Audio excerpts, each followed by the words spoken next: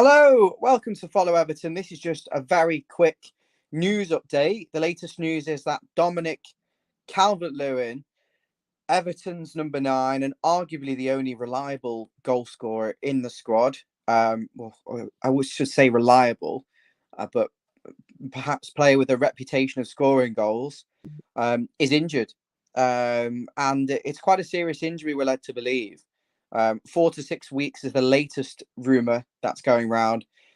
Earlier today, there was some reports that it would be 3 months injury for Calvert-Lewin. The latest, as of sort of 6:56 this evening, is that Calvert-Lewin will be out for 4 to 6 weeks. And Frank Lampard has described this injury as a freak incident in training. And it is pretty typical, isn't it, that it's to Calvert-Lewin, the fact that it is a freak injury. And of course, it is completely infuriating. Everton going to Chelsea's game, which we'll be doing a match preview for at 7:30 tomorrow night, without a recognised striker because Ellis Sims has been loaned out, I think correctly, to Sunderland. Solomon Rondon's got a 3-match ban. And there are no other recognised strikers in this squad. This is a Premier League team with one striker in Calvert-Lewin, who is available for the Chelsea game, who's now suffered a freak injury and is potentially out for 4 to 6 weeks. So I want to know what people think about this. You can't put the blame on any individual, I don't think, when it's a freak injury like this. But I think the magnitude of this could be really, really serious. I was fairly confident going into this season now that Everton would be comfortable. Maybe not in a relegation battle, not anywhere near sort of the upper echelons of the league. But I thought we'd be fairly comfortable sort of around the 12th to 14th place this season, providing Calvert-Lewin could stay fit for at least 30, 35 games. But now looking at this, if Calvert-Lewin's going to be repeating some of his problems, he's not going to come back. If he does come back in 4 to 6 weeks, he's not going to be anywhere near as sharp and as fit as he's reportedly been in pre-season.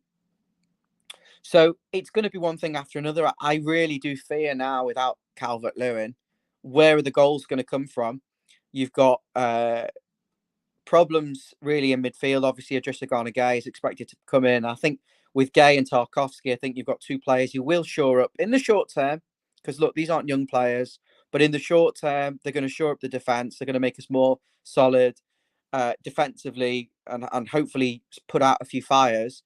But going forward, Gordon, Gray, you're not really going to get any goals from them, or you wouldn't anticipate many goals from them, maybe 4 or 5 each.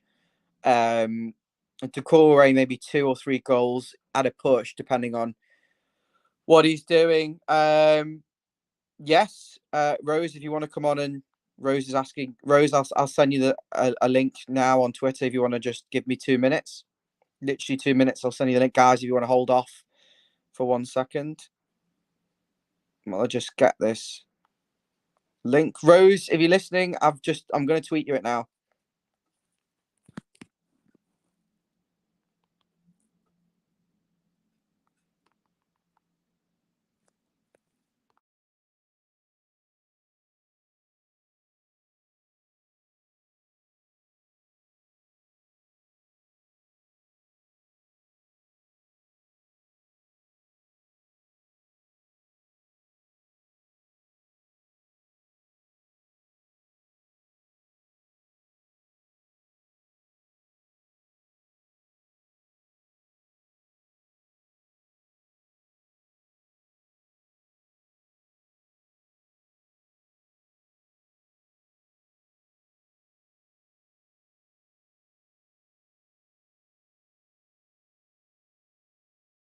Rose, sorry guys about that. Rose, have you deleted your Twitter? Because I can't seem to find you at all.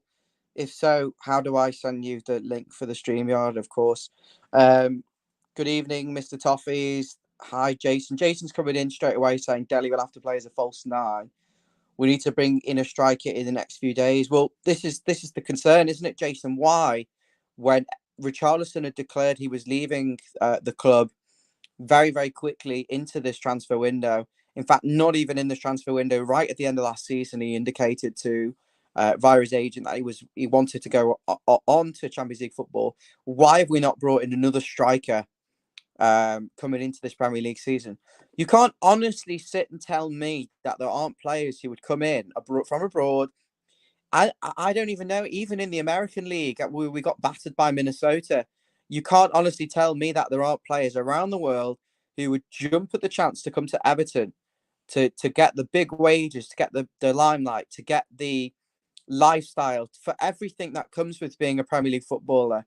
You can't honestly tell me that there aren't players around the globe available who wouldn't improve us, and not necessarily for big fees, because not everyone is a £20 million player, but could be coached, could do well. You've just got to take a chance. And I really want to hit home on the fact that I am really concerned about Everton's scouting network. McNeil under our noses. I'm not complaining about the signing. I think he's going to be good for us. If he can score goals, I think he'll be a very effective winger. I think he's got everything else, but he doesn't have a lot of goals. He saw 2 in the preseason friendly. So let's see whether he can add goals to his game in the league.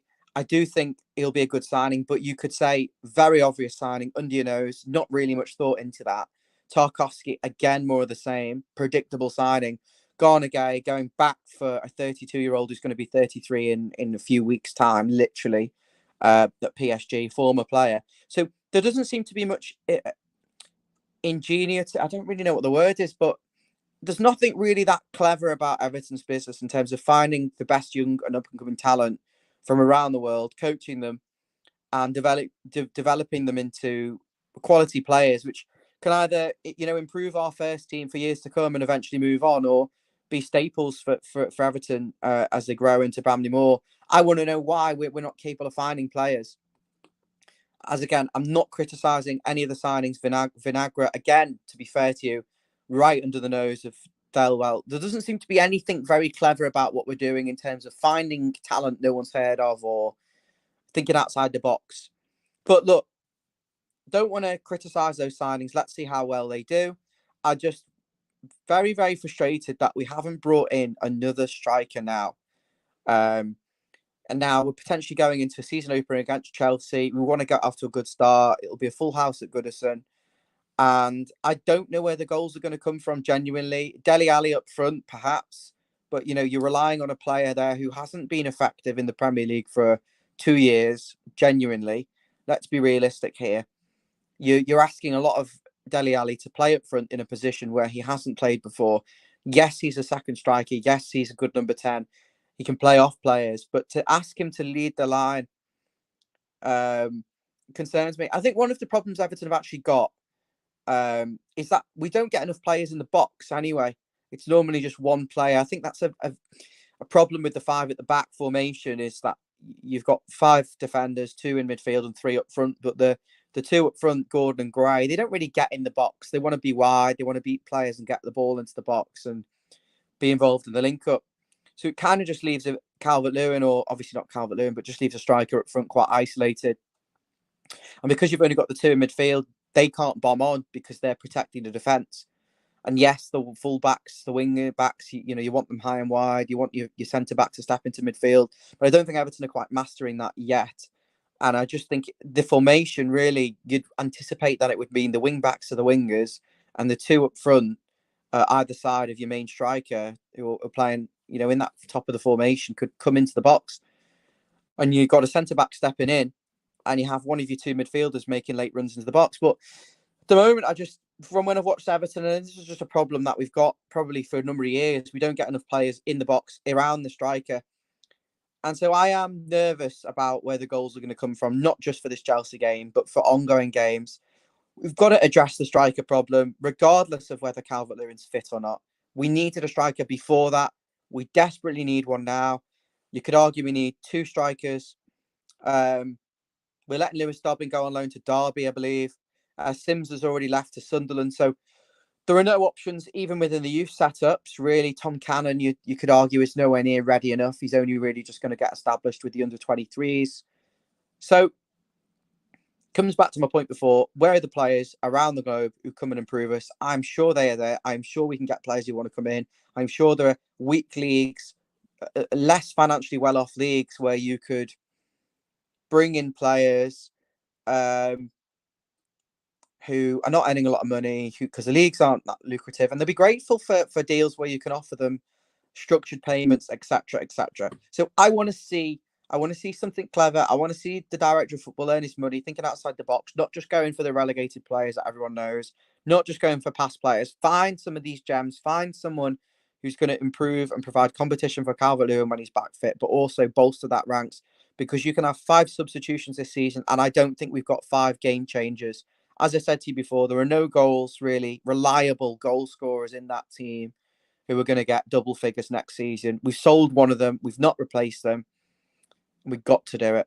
And there'll be more on this tomorrow, I believe, from Jan and Dan and our special guest, Jeff, ahead of the Chelsea game. That's 7:30 tomorrow night. So look forward to listening back to that. And I hope you guys can join them live as well. But yeah, Dominic Calvert-Lewin injured, apparently 4 to 6 weeks, if you believe the latest rumours.